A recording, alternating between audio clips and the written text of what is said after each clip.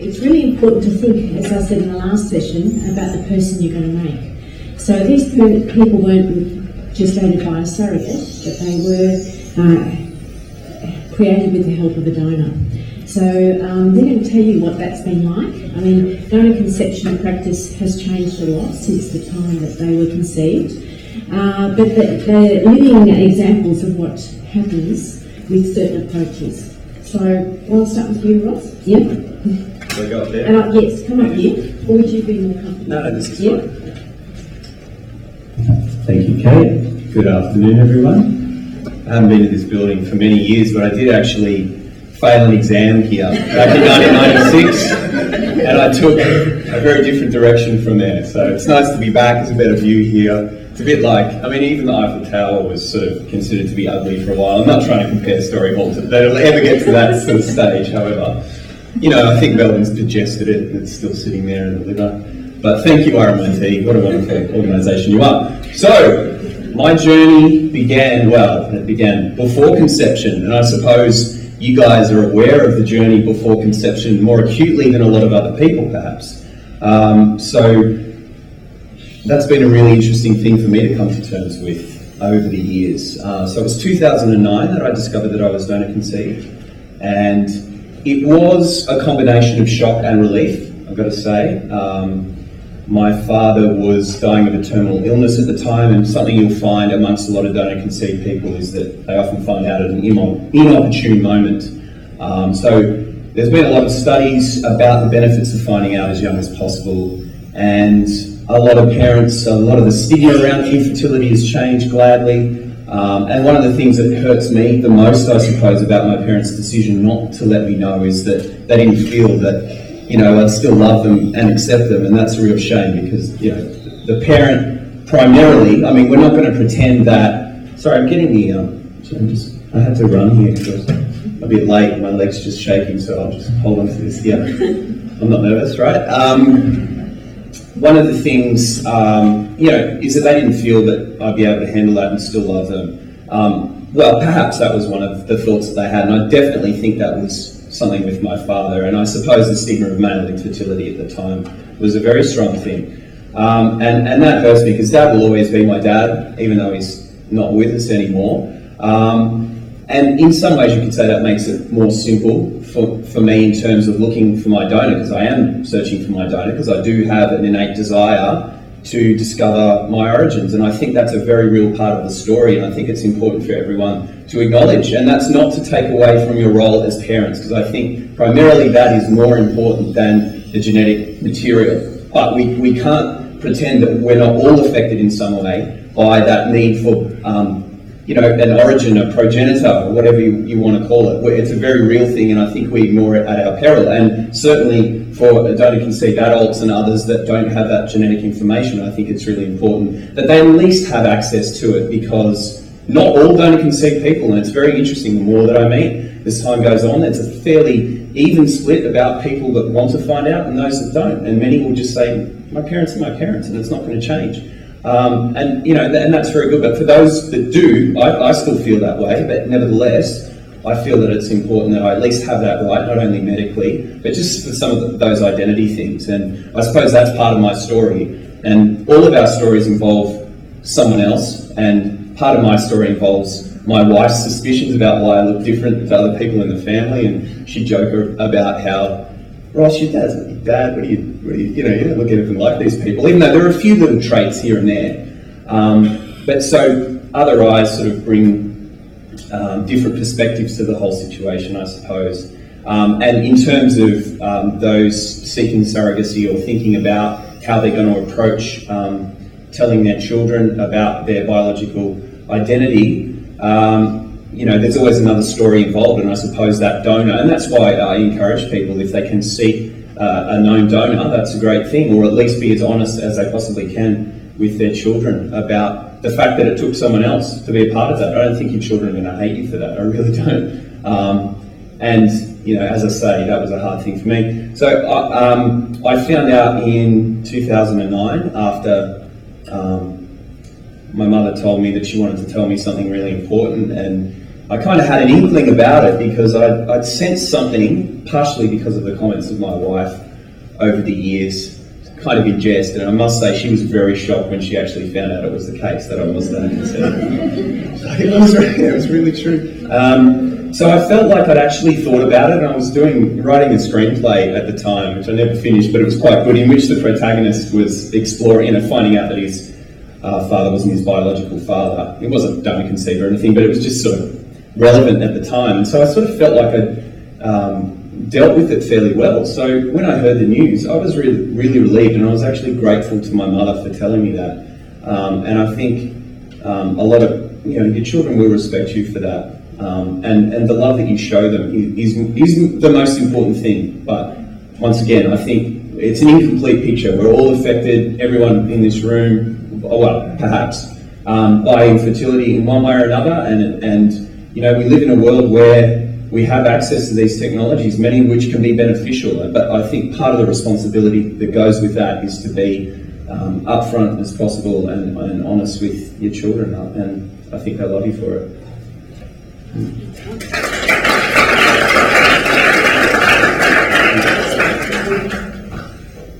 Next we have Louise, and both Ross and Louise do help us with the Vata Time to Tell seminar that we hold every year, and they're up again next week because the seminar is next Saturday, and unfortunately booked out for anyone that wants to come. So Louise. Thanks, Kate. Okay, I've made a little written part here. Ross is so good at speaking just from the thoughts in the mind, but I'll be a bit more structured if I can, and then take questions after.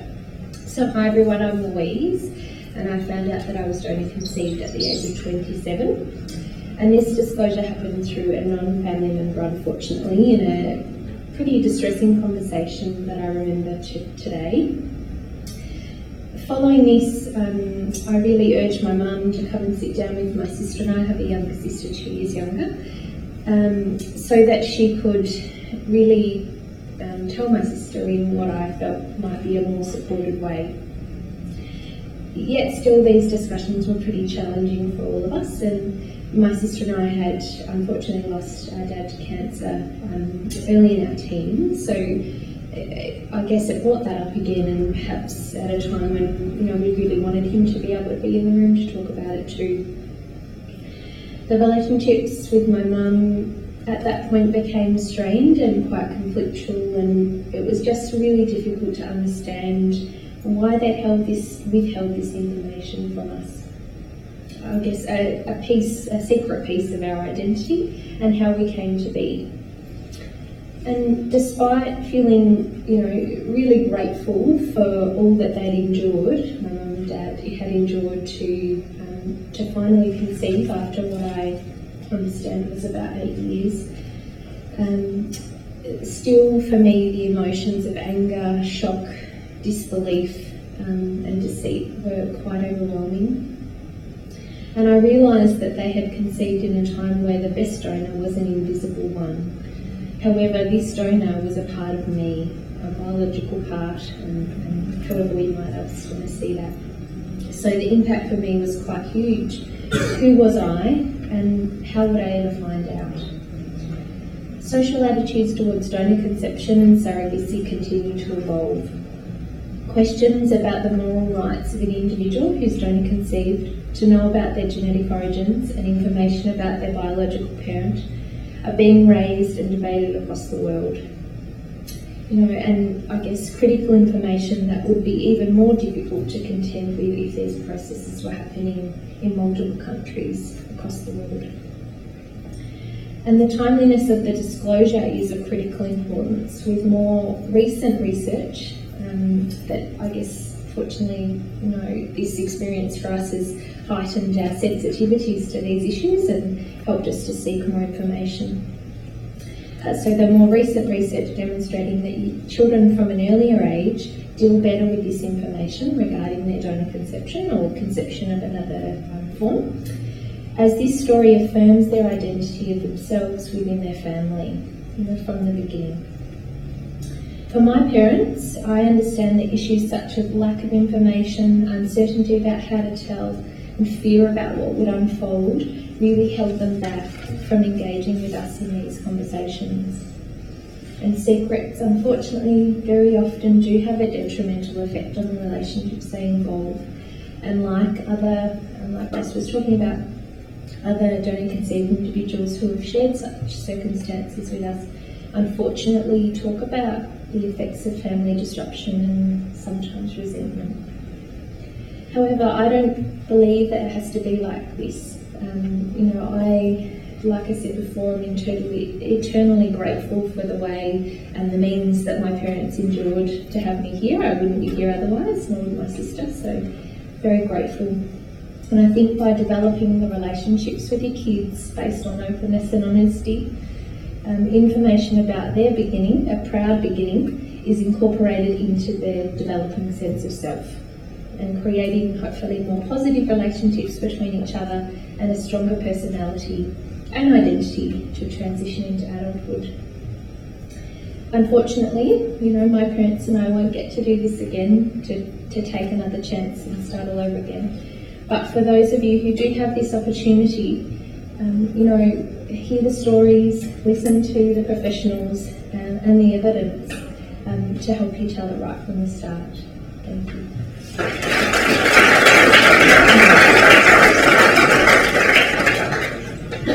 Now, unfortunately, Chantel hasn't joined us, so I'm not sure what's happened to Chantel. But that means that we do have some more time for questions. So does anyone have any questions for us and Louise?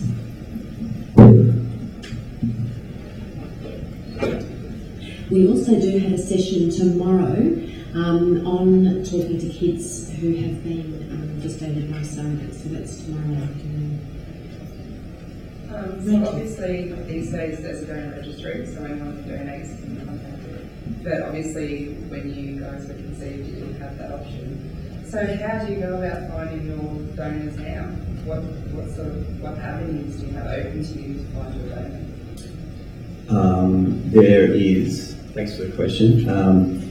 It's a pressing one, and often there are people within the donor conceived community that have discovered through doing media. So some of us are media, no, I won't say whores, that's not even right. We don't get many opportunities, but there's a story of someone from our group that's going to be an Australian story tomorrow night, apparently. And I've been a part of a documentary that's happening at the moment. So, part of that is that awareness, I suppose, speaking about the issue. But there is a genetic database as well. So, I went to 23andMe and had a look there to see if there was some kind of hopeful match, but to no avail. There's lots of really distantly related people. But yeah, there's that kind of element. We've met with a few donors and that's been really interesting over time, just looking at some of their perspectives. And one thing I find interesting often at that altruistic age when a lot of young men are donating, my donor, I have non-identifying information about him, but yeah, nothing more than height and weight and colour and complexion and that sort of thing. He was 20 when he donated, so but what you find is a lot of these, especially the early wave of donors, I'm not as familiar with current practices, but there was a real altruism and a desire to do the best thing, but often over time that changes, and I think when a lot of donors have their own families and as society changes its views about infertility, that a lot of them are going to want to know, and I'm often quite interested just talking to clinics and what their practice is, I suppose, about just thinking about the donors and whether there's any, I know practices have changed now, but in terms of international donation where anonymity is often given, just some way that if those donors decide they actually want contact, what about their rights as well in terms of, and that's not to take away, I'm sure there's legal sort of ramifications to that as well, but often it's interesting hearing donors talk 20 years on about their longing to know what happened to their little swimmers out there. So, it's not only, and there's quite this really concerned paternal desire to know what happened. So in answer to your question, we just try and work out whatever we can and meet people and talk and There is a voluntary register in Victoria. Unfortunately, Ross's donor is not on it. There is changes underway in Victorian legislation that have been tabled in the Lower House and are due to be debated, and that will be a huge change. That will mean that all people who've been conceived by donor gametes, regardless of when they were conceived, will have the right to apply to the central register. So that will be a major thing for Ross, if he's looking, is that there will be a letter sent to his donor if they can, if there's good records and they can find him, and then it will be up to the donor to consent or not. And VAHA did a consultation with pre-1998 donors and found that 3/4 of donors were actually open to giving some information, and just less than half were open to giving everything, all identifying information. So we're very hopeful that the legislation will be passed, and that should have a major impact on what people can do. Did you? Yeah, sorry, I haven't done big before, sorry to speak. As a donor, even as a known donor, that we fill out all these non-identifying information forms, even when you do know who your conceived parents will be. And I guess from my point of view, I found filling out these questionnaires to be quite subjective. I found that as a donor, it even changes to what day I filled out this form. And I guess my question to you guys is, okay, so we're doing an anonymous donation in Australia and where the identity release is done at 18. What information would you like to see on those questionnaires that would be relevant to you before you started the process of, you obviously got contact details and things for your donor, but what would you like to see before you started the initial approach, and what would be relevant to you as opposed to, I think some of the questions are like, why would you want to donate, or what motivates you to do this, which I know over the course of the 12 months that I did my donations, that motivation has changed substantially. And I find that if you were to go and look at the first lot of paperwork that I filled out, it would be very different from the third lot that was 6 months later.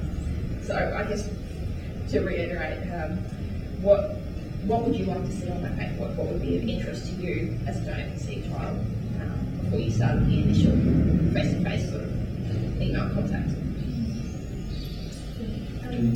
I think it's a really good question, and I guess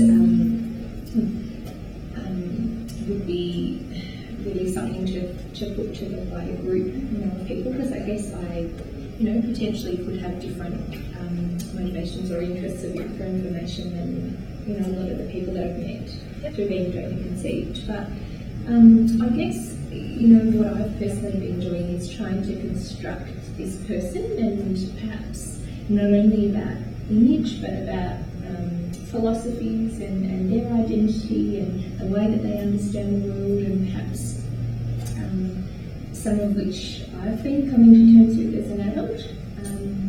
So I guess, very much at the moment we have a very vague physical understanding of a person, but nothing more than that. So I guess for me that